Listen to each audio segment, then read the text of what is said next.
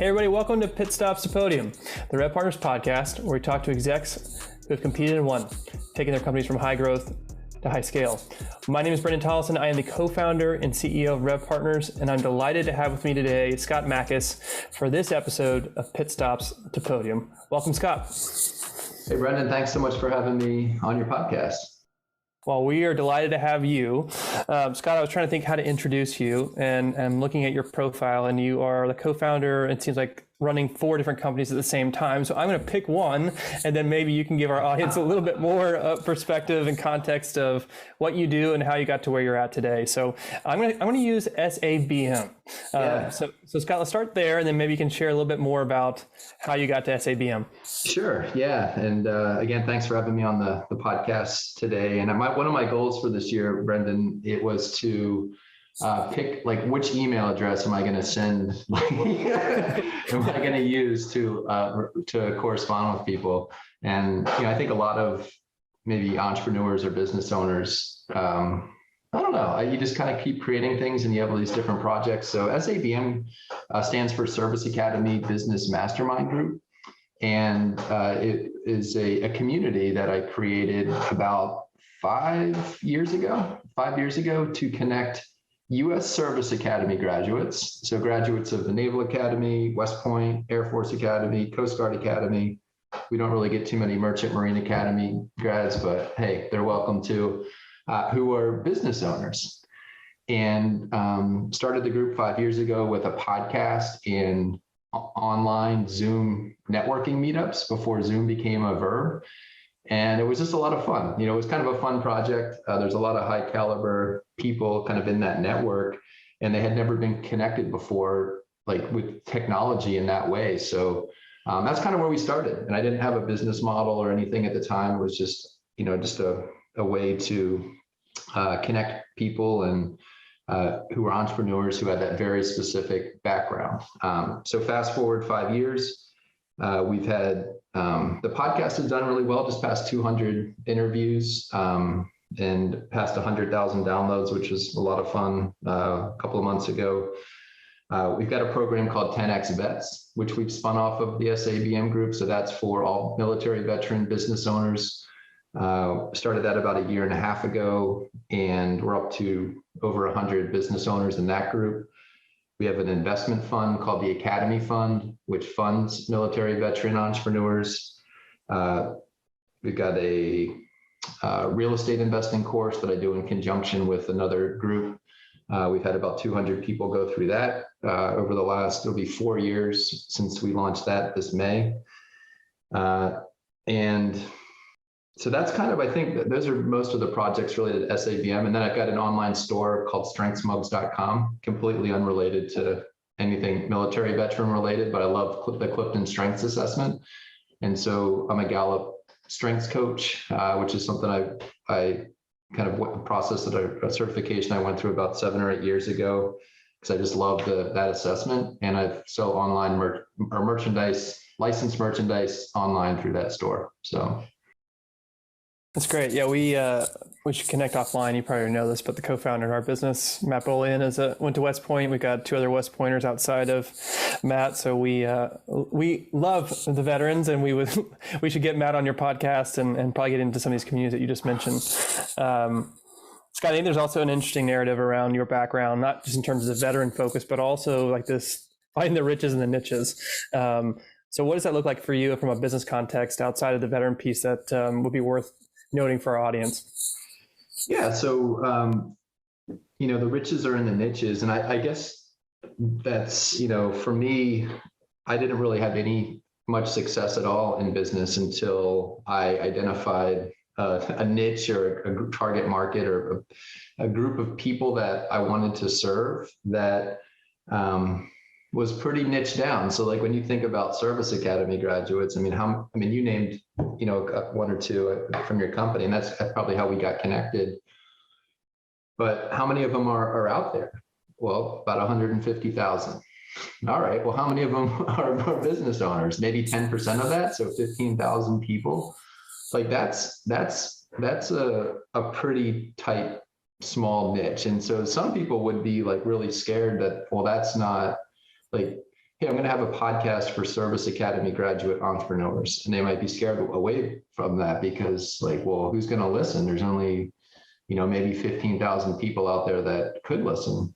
And actually, when you strike that niche, especially a niche where that you've got so much in common with that group of people, whether it's like a challenge that they had or a goal that they have or a background that they have, number one, you relate to those people like that's your tribe. And you understand their challenges of what they have. Where from a marketing perspective, I know there's a lot of marketing people that listen to this podcast. You know where to find them. Like I am one of those people. So like, I know where to go to connect with them. And so it's a lot of fun. And so that's kind of the idea of, the riches or in the niches. I didn't come up with that. I probably heard it somewhere like, 10 years ago on some podcast, but that's really, that's really helped me significantly. And kind of once I found that niche, then things kind of began to accelerate. Yeah, to me, I love the phrase, and people talk to us a lot about that when we were starting. But to me, it's all about focus and just understanding who you serve and why. And we'll get into a little bit more in the big idea. But Scott, we do have a tradition here at Pit Stops Podium, and that's to get to know our guest outside of work. So we talked a little bit about your background from a professional standpoint, but who are you outside of work? What should our audience know? Yeah, sure. So I live in just in Charleston, South Carolina, so in a town called Mount Pleasant. We moved here about 4 years ago. We love it here. I grew up in Maryland and played baseball at the Naval Academy and was just passionate about baseball like my whole childhood and growing up. And that was my ticket into getting into the Naval Academy. If it had to be like, if it was just grades alone, I probably wouldn't have made it, right? So, are you an Orioles fan? Yeah, Cal Ripken. So I grew up in the days of the Iron Man. So Cal Ripken fan, and I'm not an Orioles fan too much anymore because I don't think they've had a winning season in the last 20 years. But so that's kind of where I grew up, and the connection then to the Naval Academy, and then served in the Navy for 5 years from 2001 to 2006, and those were some of the best. I met my wife when I was stationed in Newport, Rhode Island. And so that was just a great experience. And some of the best people my best friends, I met either at the academy or in the Navy. Well, that explains the connection to the service academies and why you've made that your tribe and your niche. So that's smart. And I thank you for your service. Well, Scott, let's transition into the big idea. You talked about this 10X bets, and I kind of want to flesh that out into a broader context. And it's really this: when you talk about going 10X, you can't effort your way to 10X growth. So let's unpack that a little bit. Let's start with what does that really mean, and then we'll get into some of the practical applications of that. So what do you mean by this idea of 10X and not efforting your way to growth?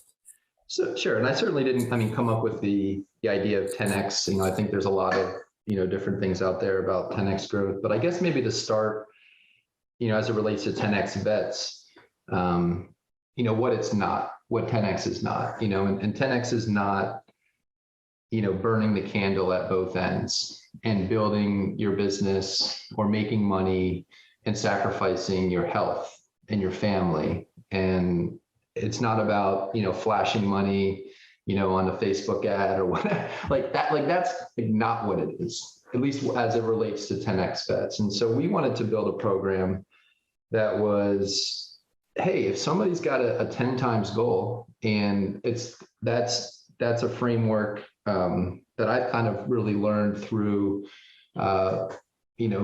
a program that I'm a part of called Strategic Coach. And they've got this, this really cool book called the 10X Mind Expander. And I don't know if probably nobody on the podcast it might be like the coolest book that that you haven't heard of, but I would really recommend that because, it's really offers a pretty cool way to think about 10X. And so that's something. And there's another one called the 25-year framework. And so these are two things that were done in conjunction over the last probably 7 or 8 years, where you set long-term goals, 25-year goals, and they could be, 10x goals. Like, hey, I want to multiply my income or net worth or whatever 10 times. Great. And you give yourself enough space to achieve something like that. And then every quarter, every 90 days, you check in. Okay, how am I doing? And, over the course of 25 years, there's 190-day periods in 25. Really cool framework created by Dan Sullivan from Strategic Coach. I'm a fanboy of Strategic Coach. And so as it relates to 10X bets, starting with the SABM group, I really am passionate about serving veterans. And that's my tribe. And so, hey, let's create a program, a community of military veteran entrepreneurs that have pretty ambitious goals, but let's give them a playbook like where it's fun, like where it's not like you have to work, 100 hours a week and, and all of this stuff. And so that's with 10X Vets, that's the community and the curriculum that we've built out over the last year and a half.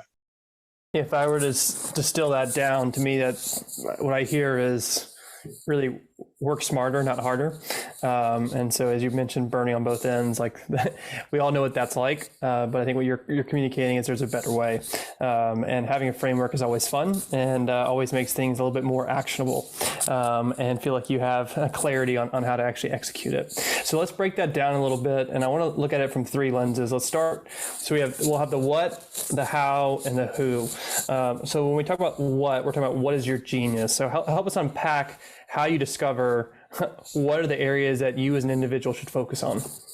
Sure. And I'll just give you a personal story. So, rewind the clock probably 12 or 13 years ago, I was, out of the Navy in the civilian world and kind of just trying to find my place, a little lost, a little probably disengaged, staring out the window at work, like wondering, is this what I should be doing for the rest of my life?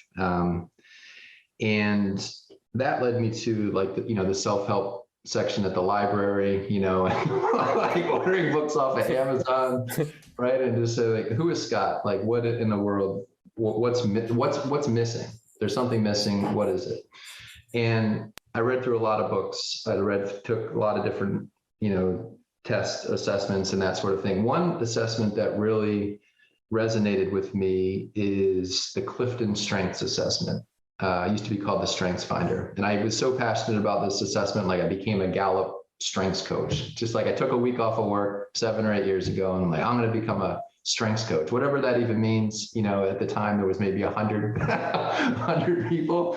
And I was like, who cares? I just want to go and be in a different environment and learn about this assessment that's really helped me. And so for me, I took the assessment and I saw, so you take the assessment, there's 34 different talent themes, and it's a vocabulary.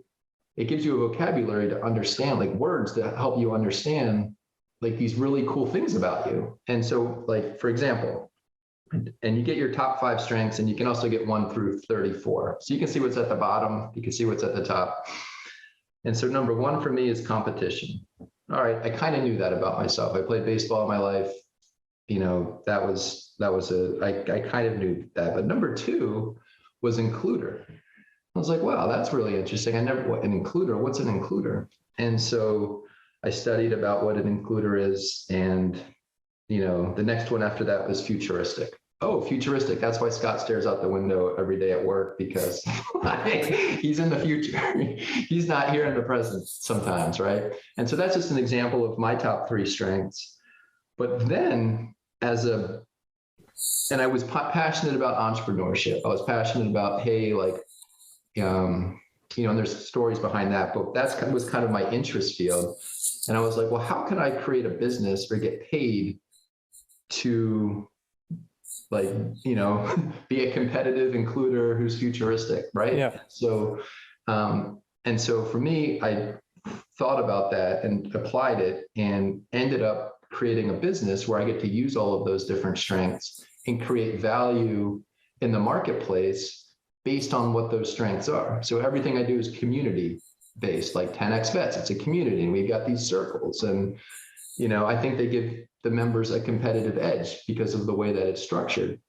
So that's just an example of a product or a service that's created around what somebody's genius is. So that's kind of step one for 10x growth or exponential growth, is like, what's your genius? What can you, because everybody's a genius, all of us. Like even the people you think are like, that guy's an idiot, right? Like, that person is a genius, right?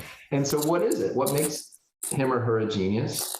What makes you a genius, the listeners? And like, let's stay and like, just do that.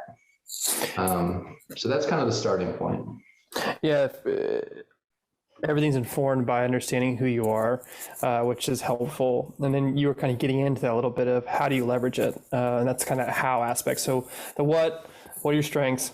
And then getting into, in light of that, what do I do? So how do I apply it? And in your context, as you mentioned, it was saying, okay, I know my top three are, so how do I pursue something that actually allows me to focus on that? Because at that point, I would imagine, it's no longer, it is, yes, it's work, but it doesn't feel like work, right? So you come alive. Is that a fair assessment? Yeah, you come alive. You get energy. You're in the moment. The days fly by because like you're so excited about what you do because you do it because you love it.